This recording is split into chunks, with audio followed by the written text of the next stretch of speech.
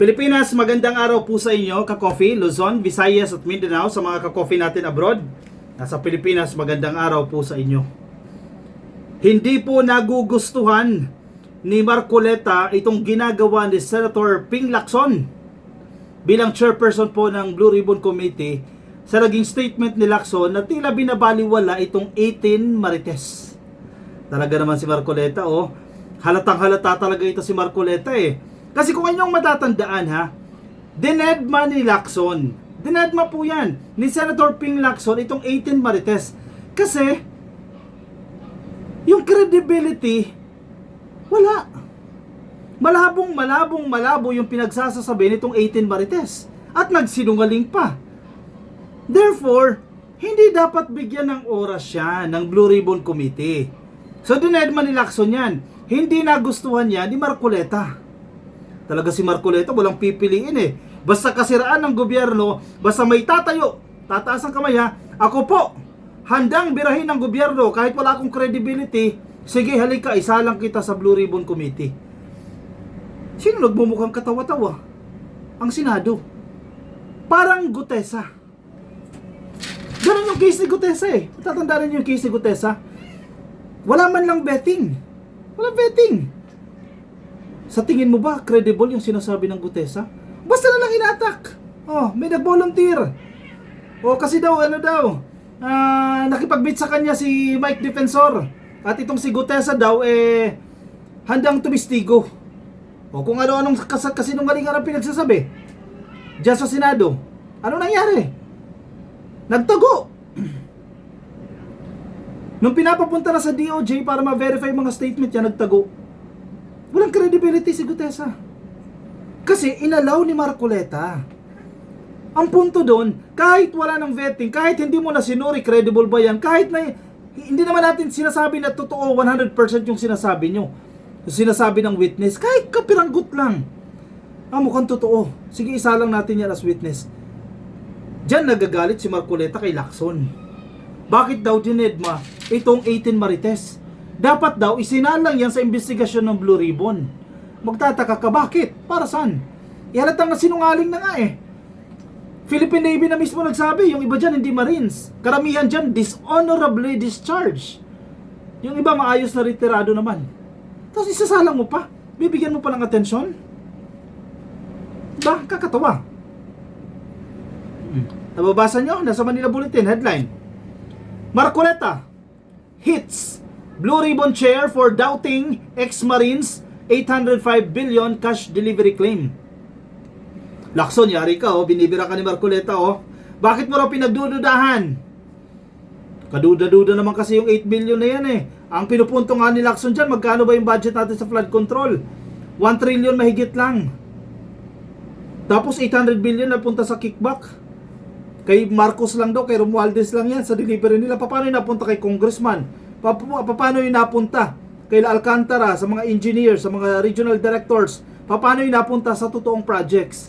Doon palang kaduda-duda na Kaya nga hindi pinapansin niya ni Lacson Magtaka ka dito kay Marcoleta, iba yung nasa iba yung nasa kukote Senator Rodante Marcoleta criticized the response of the allegations raised by a group of former military personnel in connection with the Senate's ongoing investigation into alleged anomalies in the government's flood control projects. Doon pa lang kaduda-duda na. Hindi nyo pwede sabihin ex-Marines.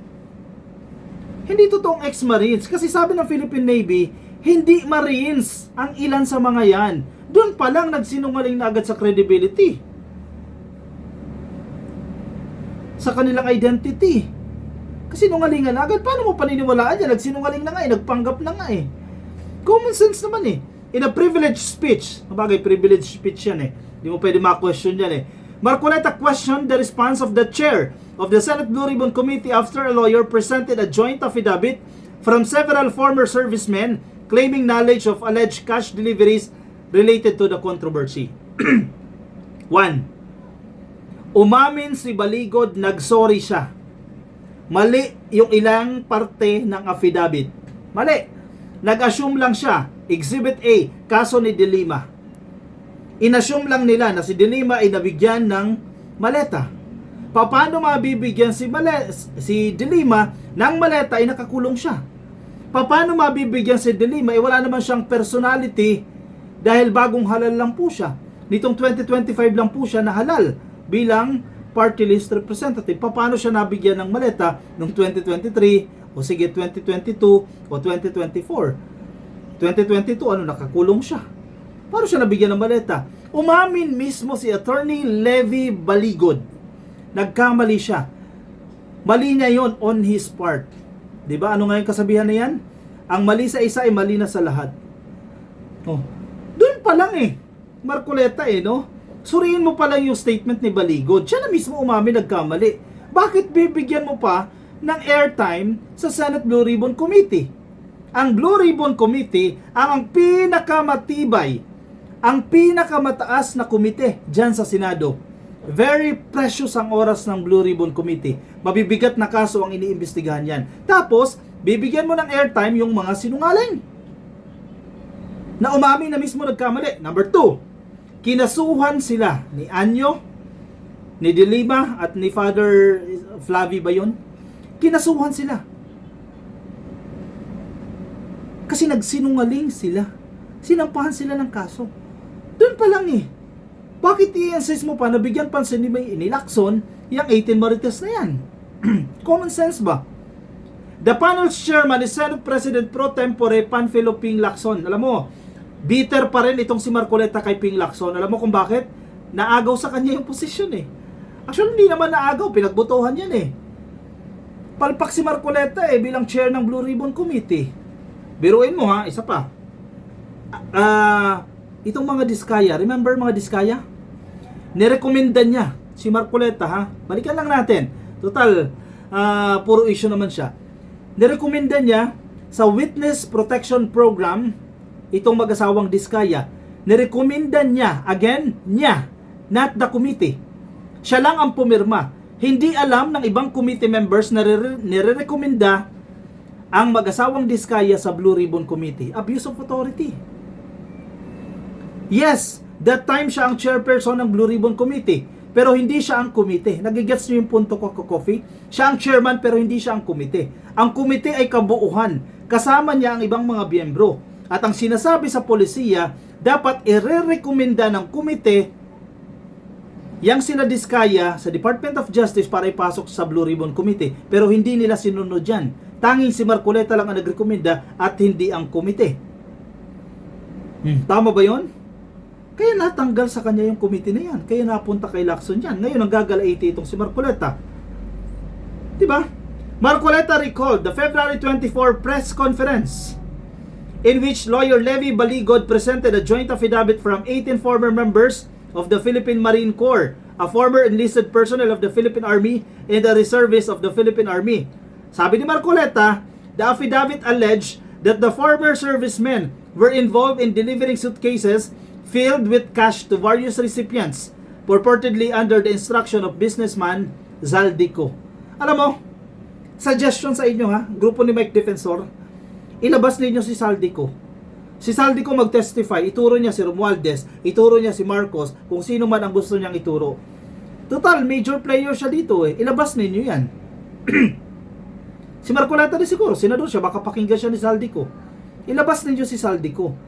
Pag-testifyin ninyo, pagsalitain ninyo si Zaldico. Total siya naman nakakaalam dyan Preskon pa kayo dyan. Marcoleta criticized the Blue Ribbon Committee's leadership response, saying their credibility was immediately questioned rather than being allowed to present their claims in a formal Senate hearing. Iba talaga isip ni Marcoleta, no? At sa Tagalog, ang sinasabi niya, ikaw Lacson, question mo agad yung credibility niyan. Dapat pinaupo mo muna yan sa Senate hearing. Ano yun? Diba, sana yung inupo mo dyan sa Senate hearing, kahit papano initially, na-verify ninyo yung tao na yan. Nagsasabi ba yan ng mga totoo? May katiting ba yan na credibility? Dapat ganun. Hindi yung maisip mo lang, ako, may sasabihin akong masama kay Marcos, iupo na agad ako. Hindi ganun. Sir, common sense yun. Yan ang tingin ni Marcoleta. Bakit daw agad question ang credibility? Hindi daw binigyan ng pagkakataon na ipresenta yung kanilang claims sa Senate hearing. Imagine mo ha, kung si Marcoleta ang chairman ng Blue Ribbon Committee, malamang sa malamang, yung 18 Marites na yan, nakaupo na yan dyan sa Senado. Sigurado yan. Sabi niya, sa halip na iharap sa taong bayan at diretsahang tanungin sa kanilang mga pahayag, kaagad na pinag-alinlanganan ang kanilang kredibilidad. Exactly, dapat. Bago pa man masuri ang kanilang salaysay sa harap ng Senado, tila ay nabuo na ang isang konklusyon sa mismong chairman na dapat sana ay magsiyasat. Sabi ni Marcoleta, Lakson, hindi mo raw siniyasat daw, hindi mo man lang daw inimbestigahan. Yun nga common sense na nga Bakit ka pa magsasayang ng oras sa mga taong nagsinungaling? Bakit ka pa magsasayang ng oras sa mga taong alam mo na kasinungalingan ang sinasabi? Hindi nagtutugma-tugma yung figures lang na 800 billion. Paano mo i-deliver ang 800 billion? Ilang maleta yan? 16,100 na maleta yan. Paano mo i-deliver yan? Marcoleta argued that dismissing the claims outright undermine the purpose of a legislative inquiry, which he said should be to examine allegations and test the veracity of statements through a formal hearing process. Alam mo, suggestion ko dito kay Marcoleta, magsagawa siya ng sarili ng investigasyon. Pwede. Excuse me. Pwede naman, di ba? Patawag siya sarili ng investigasyon. Huwag niya nang idawit ang Blue Ribbon Committee. Di ba? Siya na lang. Pagawa siya ng investigasyon dyan. Kasi sayang oras ng Blue Ribbon Committee, sayang ang resources ng gobyerno, sayang ang resources ng Senado na sana makapag-focus sila sa mas mahalagang bagay. Di ba? Huwag niya na idamay yung Blue Ribbon. He said that if the testimonies of the former servicemen were considered doubtful or questionable, the proper course of action would have been to summon them before the committee so their statements could be scrutinized under oath. Okay. Sabi ni Marcoleta, total, kini-question mo naman yung credibility ng mga 18 Marites na yan. Ipatawag mo sila. Under oath, panumpain mo sila dyan sa Senado. No. No need. Kasi ang investigasyon sa Senado as well as sa House of Representatives ay in aid of legislation. Walang makukulong dyan. Meron man, dyan lang sa Senado. Di ba? Kapag nasight sila in contempt. Ang ginawa ngayon, matalino ang ombudsman Inatasan ang NBI. Imbestigahan nyo yung sinasabi na yan. Check natin ang credibility ng mga taong yan. Kaya nga sinumpi na yung 18 Marites na yan sa NBI. Yun ang proper forum. Total, naghahanap naman si Marcoleta ng proper forum para maimbestigahan yan, ma-question yung kanila mga sinasabi. Ayun na. NBI. Yan, dyan kayo magpaliwanag. Dyan ninyo i-detalye sa NBI. Not in aid of legislation na. Diretso na dyan. Diba? Sabihin na ninyo dyan. Ang problema, sinasabi mismo ng UPI. United People's Initiative ba yan? Yung grupo nila, nagtatago na itong 18 Marites. Magpakita pa kaya yung 18 na yan? Kasi yung ibang pamilya nito, nagagalit. Ginagamit daw po yung kanilang mga asawa. Nadamay po yung kanilang mga asawa. Marcoleta added that the witnesses themselves had indicated that they were ready to testify about what they claimed to have been, including where the cash-filled containers were allegedly delivered and to whom they were supposedly handed. Nag-press con na kayo, di ba? Hindi pa ba sapat ang press con? Kailangan nyo pa ng kailangan nyo pa ng Senado? Kulang pa ba yung oras nyo sa press con? Yung press con nyo nga controlled Yung press conference nila, very controlled yung environment. Yung mga taong nagtatanong, gawa na rin yung questions. Galing na rin sa kanila yung questions. Kulang pa ba yun? Kailangan nyo pa ng audience sa Senado? No need. Kung kailangan nyo magpaliwanag sa korte, kung kailangan nyo magpaliwanag sa NBI, ganun lang yun. Huwag nang bigyan pa ng oras kasi questionable na nga yung credibility. Ay, nako talaga, itong si Marcoleta, napaghahalataan talaga, siya, sige. I-komento na lang po ang inyong mga opinion. Mga nais sabihin, ilagay dyan sa comment section para mabasa po ng iba natin mga ka-coffee. Mga nasa YouTube, baka di pa po kayo nakasubscribe, subscribe na po kayo. TikTok, subscribe na po kayo. And of course, yung mga nakikinig po sa atin sa Facebook, follow na po kayo sa ating Facebook page. Magkita-kita tayo ka-coffee sa aking susunod na video. Paalam po sa inyo. Bye-bye.